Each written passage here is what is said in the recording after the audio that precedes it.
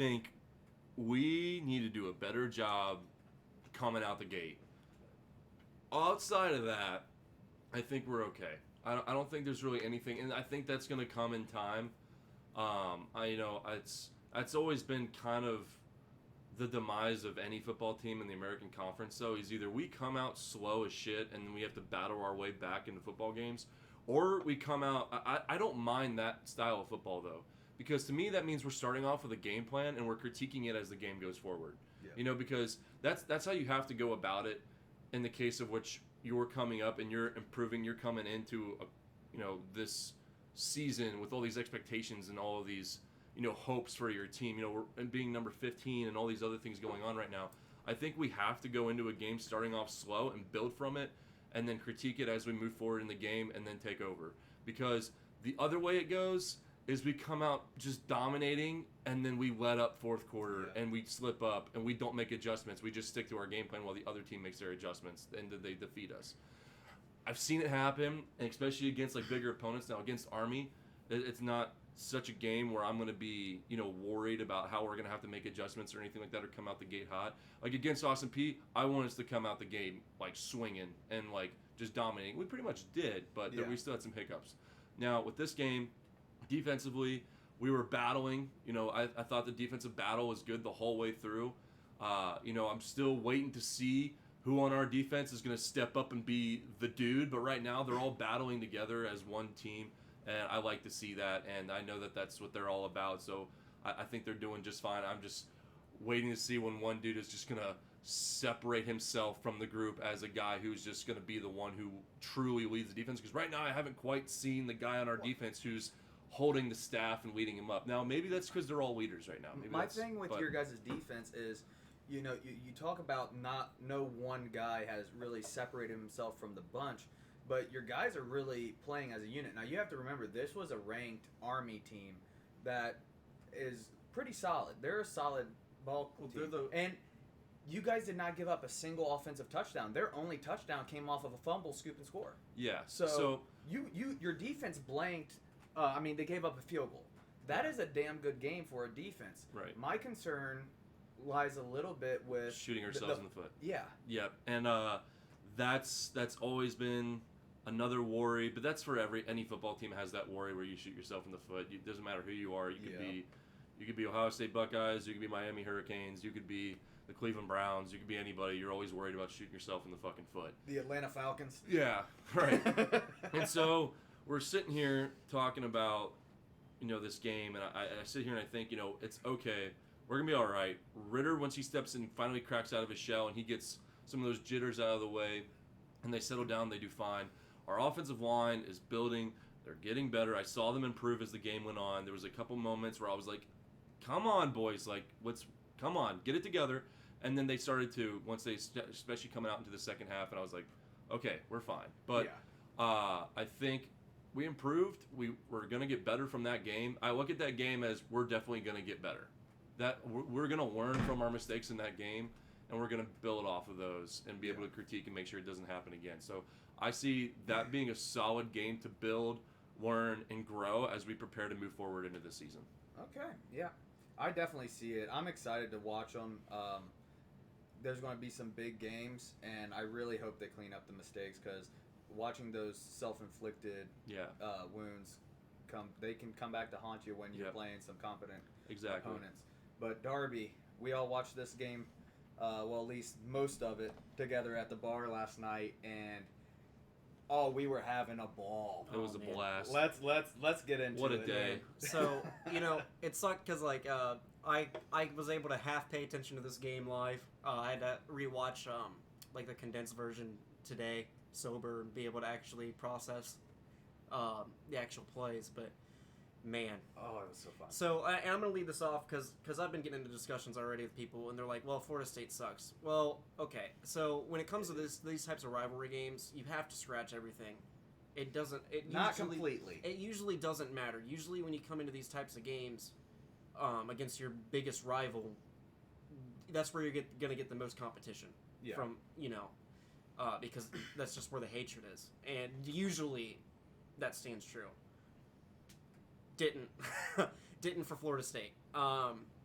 52 points for Miami. That was the most points scored in this rivalry's history. Fun fact for you guys that didn't know that. Turnover chain made 3 appearances. It was just our defense. I mean, now I know Florida State has offensive problems. Yeah, but man, because I think the one thing I really want to hit on this game, that I said it last night, I said it again when I was rewatching the condensed game, was we just have a hunger right now.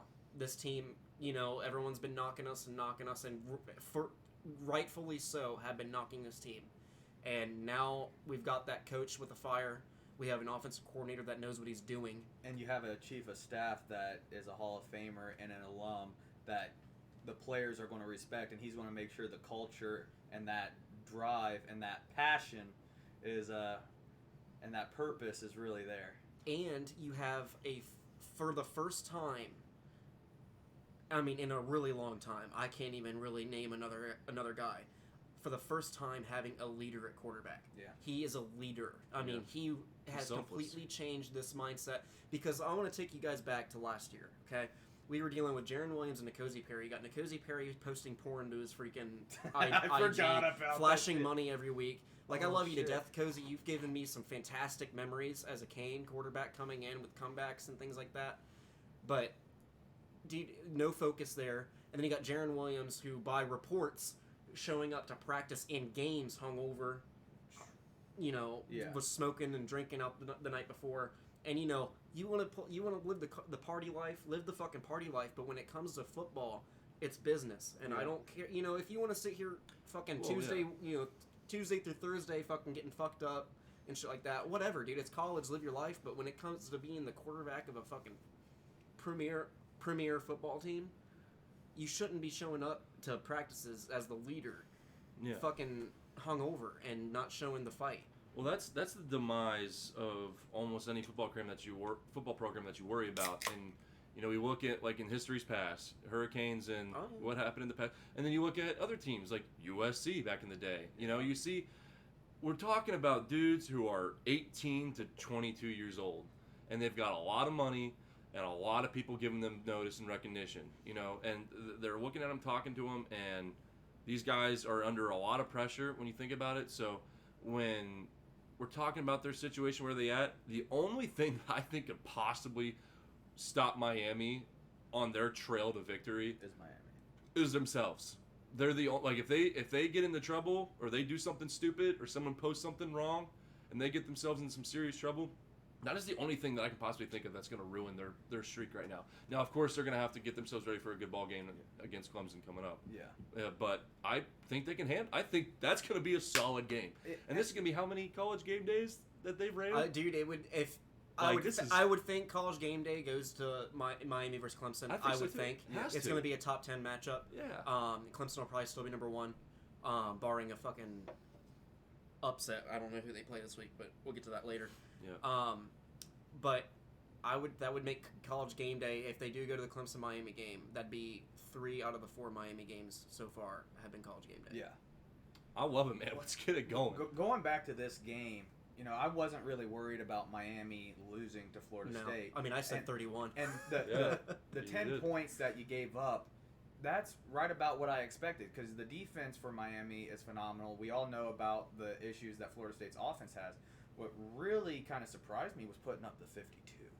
That I was expecting, like 38 to like maybe 45, somewhere in that range, but I wasn't expecting that kind of blowout. And I mean, it was just really fun to watch. Cameron Harris, man, that boy is a stud. And then again, Jalen Phillips, Bubba freaking Bolden, baby. Look, Bubba Bolden, I believe he only had 4 total tackles. Such a fun name to say. But he had a pass breakup, a great instinctive play that saved a touchdown that he swatted into Al Blade's hands and got a pick, and then followed it up by getting a pick of his own. Also had a sack. I mean, dude, he's playing out of his mind. So was Jalen Phillips before he got ejected. Yeah. And so was Quincy Roche. I mean, you can probably honestly can take a name from that defense. DJ Ivey. he was locked down. When I actually went back and rewatched everything, he's And- actually been locked down for 2 weeks. And that's kind of what you said happens with him. He has those really bad letdown games, and then he locks it in for a couple. Yeah, and so that's what I would like to see out of him is to break the trend. Don't go back and have another letdown. Yeah, because now we're going into continue. Clemson. We don't want that to happen now. And I think the build-up, having this bye week, is going to help with that too. I think having this bye week, getting more prepared for Clemson, we are looking for. I can't wait. Well, so I can't wait. I cannot wait. My only thing I'm hesitant with the bye week is last year Manny Diaz had a very, very hard time. Every time we came off a bye week, we lost. Every single bye week we came off of, we lost. But this is a way, way, way different Miami team than last year. Exactly. Yeah. So, and Manny Diaz celebrating with cigars with the team. Yeah.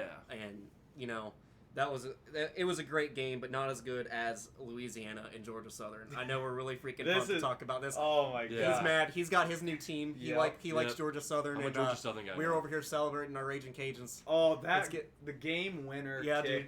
I mean, that was nuts. a hell of a boot. It was And 53 yards, yeah, wasn't it? I think it was 53 or 54. Yeah. I mean, rocket, and I mean it was clear for much more than just that. And to do it in the clutch was phenomenal as time's running out. But that was just a phenomenal game overall. It was tight.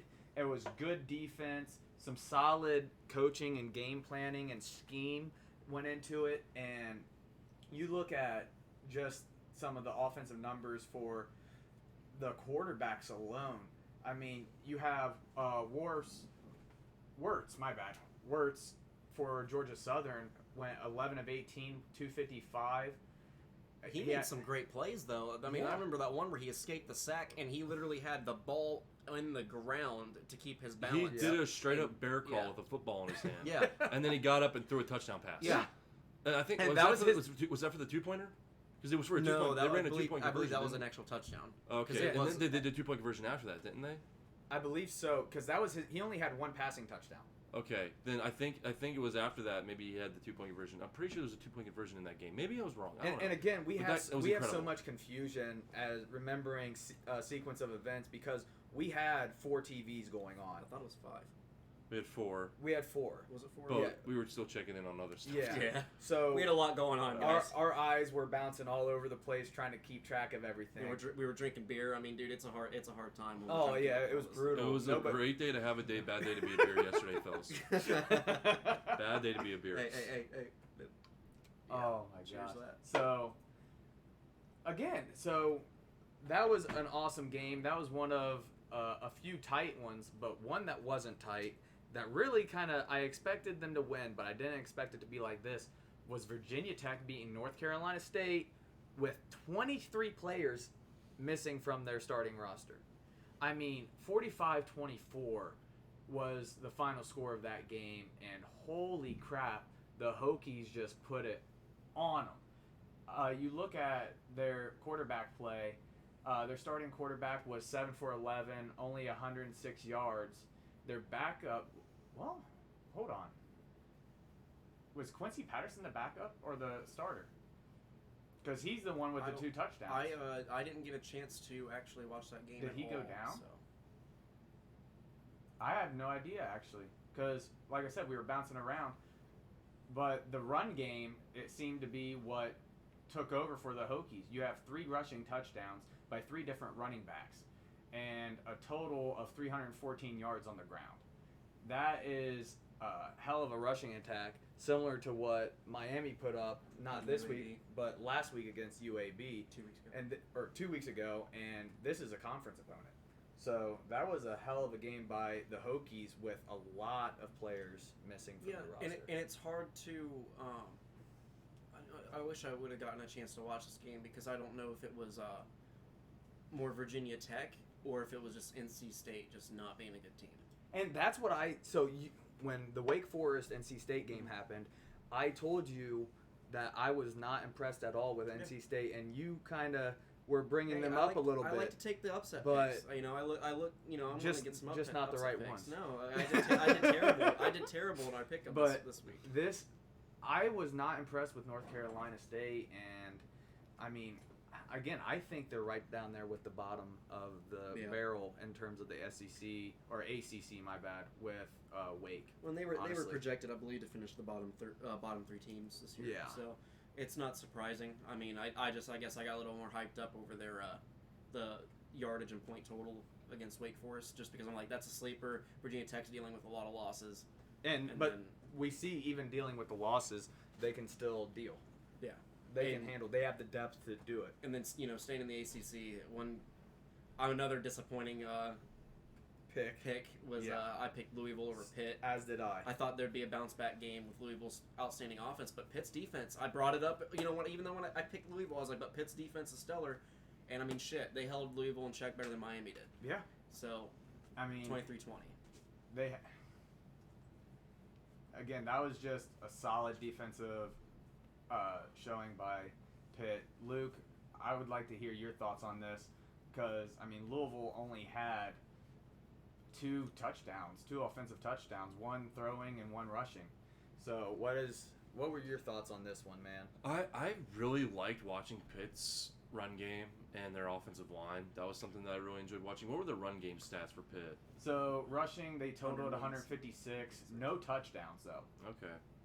Well, their offensive line looked pretty solid, and that was something I enjoyed watching. But, overall, and I know this has nothing to do with the play, but the uniforms are pretty badass. I've never seen this. Those are cool. I liked them. Those are sweet. But just kind of from my point of view, their defense was solid.